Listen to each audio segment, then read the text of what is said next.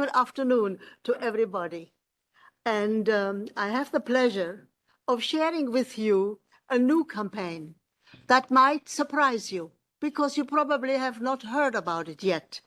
It is the 75% campaign, which tells the world that that women, children, and youth together represent 75% of the world population.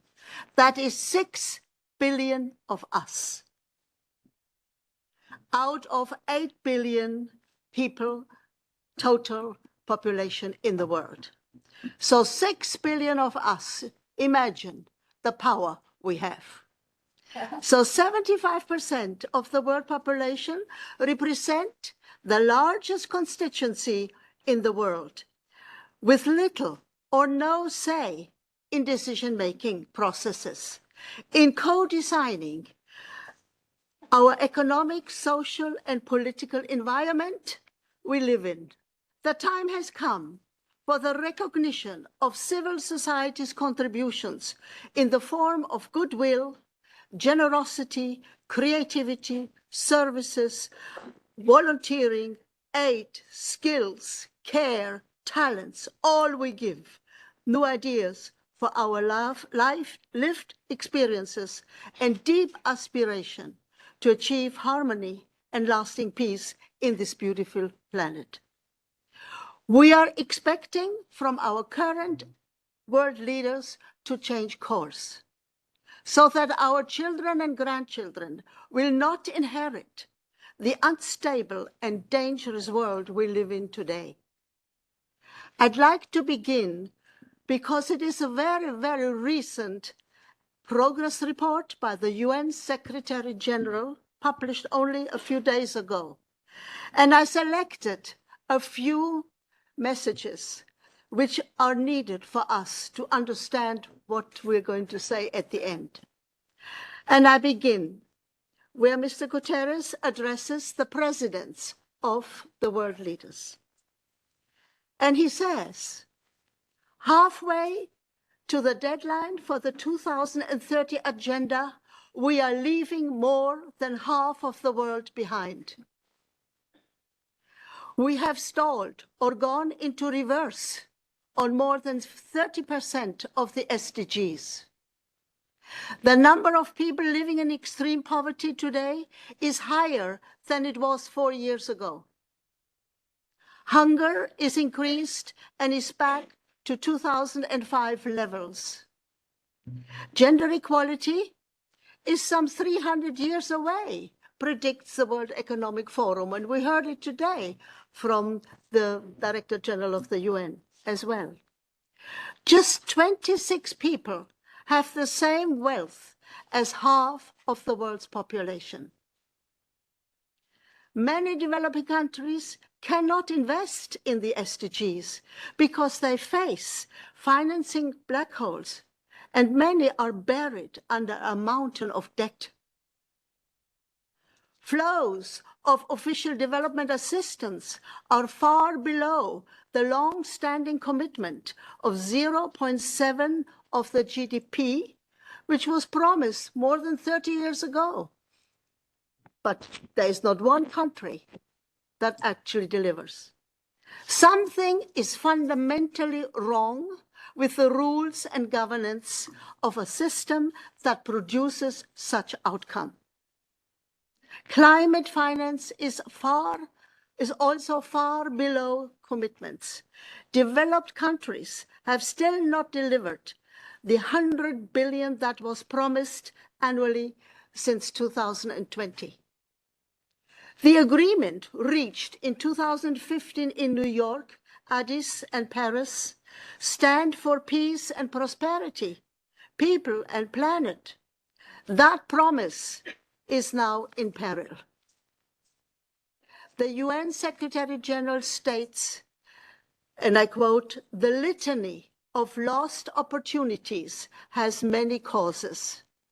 Chief among them is the fundamental inequality and injustice in international relations that run from global institutions, excuse me, including the UN, through the international financial architecture to private banks and credit ratings agencies.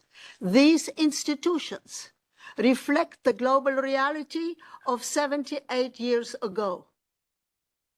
They are out of date. They are out of time. End of his quote. And I recommend that you look up his entire list of what he reproaches to our leadership that is running the world in which we find ourselves in today. So where do we go from here? More women and youth in leadership are needed who demand delivery of the unfinished business of too many promises made. To mention a few, the 1995 Beijing Platform for Women, almost 30 years ago, I was there. And I've never seen 30,000 women enjoy because all the governments collectively agreed to the platform of action. And very little we can see today. So, where am I? There's also the urgent environment interventions, ending too many wars and confrontations, and ending the weapon industry, which not only impoverishes us, but it will kill us all if we don't stop it. But last but not least, the urgent delivery of the UN Sustainable Development Goals. With such a testimony, where do we go from here? So we have a leadership crisis. And WWSF is my foundation, which I founded 31 years ago. We propose that women, children, and youth, the 6 billion of us, have a seat at the decision-making table. And how do we do that? Because it is time that women and youth belong in all places where decisions are being made.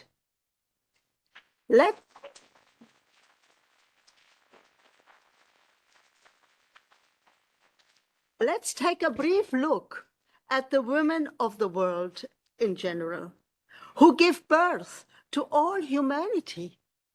And surely they deserve a seat at the decision-making tables.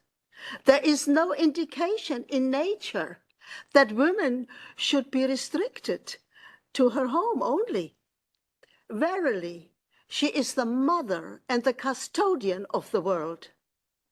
Hence, there is no single domain of life where men should rule alone. It is this discrimination of one element that has created the many gender-based problems, including violence against women and everything else. Creativeness is given equally to both genders, and women in leadership need to become the norm, also said by the Secretary General of the UN. Gender equality is the goal that will help abolish poverty, that will create more equal economies, fairer societies, happier men, happier women and children. No struggle can ever succeed without women participating side by side with men in leading this world. So let's have a quick look at the children of the world who have started sending world leaders postcards and letters sharing their anxieties about other children dying of hunger and in wars. They started to address the UN Human Rights Council in Geneva at the Child Rights Session last March, where the Special Representative of Violence Against Children of the UN, Mrs. Najat Mala, she said, the urgency of ending violence against children had not diminished since she last addressed the Council. On the contrary, it had increased due to the impact of the pandemic and multiple humanitarian crises caused by the conflict, climate change, and natural disasters. And 3, let's have a look at the youth of the world. age group 19 to 25, girls and boys, who are rising and more becoming game changers with meaningful participation at the UN and in communities. The UN ECOSOC Convention recently convened its annual Youth Forum, a platform where young people can engage in a dialogue with UN member states and others to bring forth their views and concerns, guided by the SDGs, galvanize action to transform the world into a fairer, greener, and more sustainable place. They shared recommendations and innovative ideas in preparation for the UN High-Level Political Forum in July and the SDG Summit in September. That is fantastic. So now, we can clearly see that women, children, and youth together are the way forward in transforming our world. And a global 75% movement can lead this transformation. And this is what we have started in Geneva, and we want to bring it to the world. When 75% unites and rise to create a new era for common good, it will be a force such as the world has never known. I cry when I see that.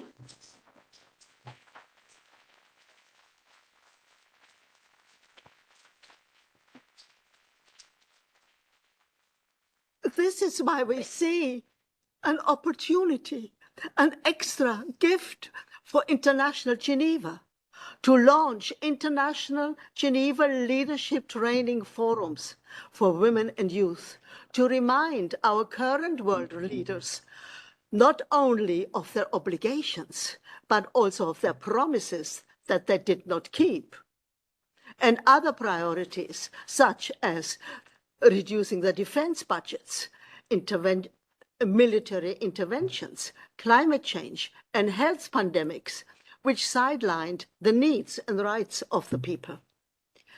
A few words about our leadership training forums, which we were in the process of creating and designing, which will be organized in collaboration with international partnership organizations working in the field of women's and children's rights, sustainable development, as well as UN experts, educators, artists, and visionaries who empower the world to serve the common good, not the common defense budget.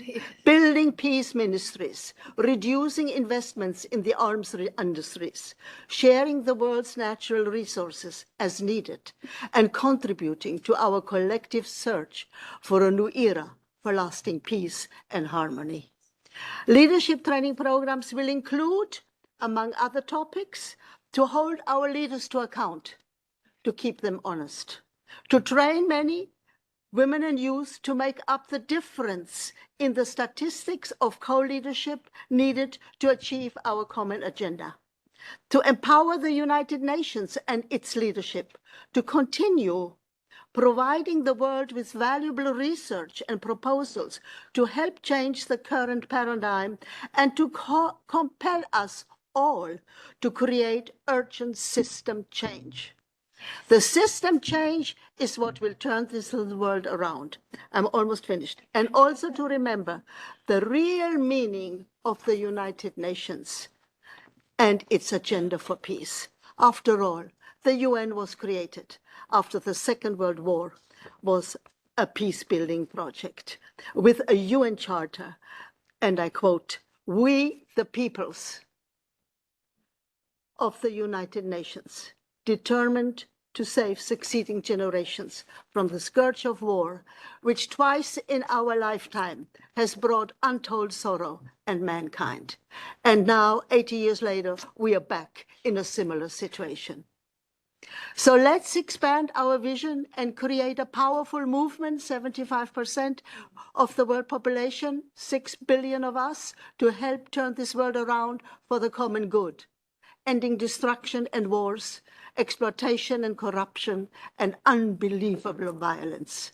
Training leadership forums will contribute, together with numerous creative propositions for change, to our common search for a better global future, to ensure that our children and grandchildren have a say in the future global conversations about peace building, disarmament, respecting human rights, and investing in sustainable development. To conclude, we wish to inform you that we are planning a second Zoom event, 75% conference at the end of the year, and our plan to develop with our partners the 2024 leadership training program and our planned attendance at the UN Summit for the Future, which will be a game changer, and our planned attendance at the Summit of the Future in 2024. Thank you very much for listening.